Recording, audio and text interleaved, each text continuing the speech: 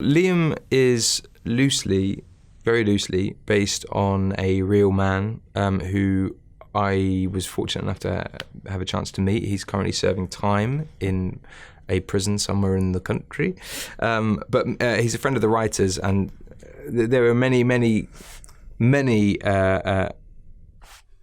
differences, as well as obviously things in common that Liam has with this man. And it was very, for me, eye-opening, kind of meeting with someone who was, going to a prison, visiting ours, and kind of witnessing and observing kind of how that happens, and being able to bend his ear about his experiences and some of the stories he has to share. I mean, it was a world that I was not familiar with, and something that I hope I never become too familiar with.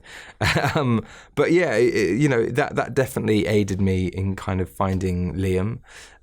Also, I think spending time in the boxing gym, where the production had set me up, kind of allowed me access to an array of people from all walks of life, is what I will say.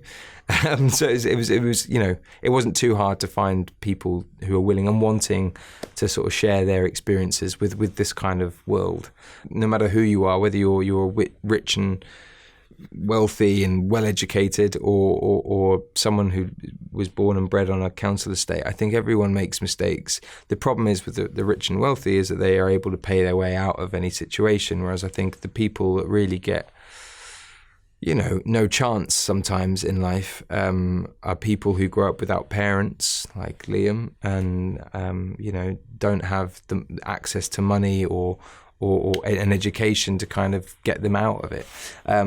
What became very apparent in talking to this man in prison was that through his experience, he believes that he made a mistake and he is reformed, but actually it's almost like the prison system sometimes wants people to stay in prison, because without prison, so they almost don't give you many tools on the outside. So once you've done your time, you're kind of churned back out. And some people have been in there for decades, and then they're kind of told to get out of prison.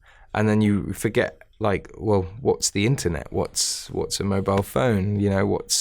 I've just been cooked for, everything's been cleaned for me for the last however many years, and all of a sudden you've got to start fending for yourself again. So I think for me it was definitely, as I say, eye-opening, and I definitely feel that my empathy towards not all people that have been in prison, but I think for some people who genuinely want to have a second stab at life, and have a second chance, and realize they made mistakes. I feel like they sometimes need some more support. Absolutely. And I think that was only through going through this process that I realized that. I don't enjoy getting punched in the face, and I also realized I don't like punching people in the face, which obviously is comes hand in hand with boxing. So there were aspects of the process that I enjoyed more than others. Also, like I had fired a gun once or twice before, but like there was something about carrying a gun and driving with a gun in my hand. Like, I was like, oh my God, I feel very very comfortable. No, but it was all very. Like I felt like an action hero, like at moments, when I was running around looking for my family, screaming names and shooting people. It felt like I felt like a child, kind of on a playground, with a pretend, everything's pretend, but everything felt so real. So it was slightly terrifying. Also, pointing a gun at Timothy Spall is one of the most terrifying things I will ever experience in my life. But, at the same time, I enjoyed it. I really did. And I hope, because it's a genre I enjoy watching, I hope I have more opportunity to explore that further.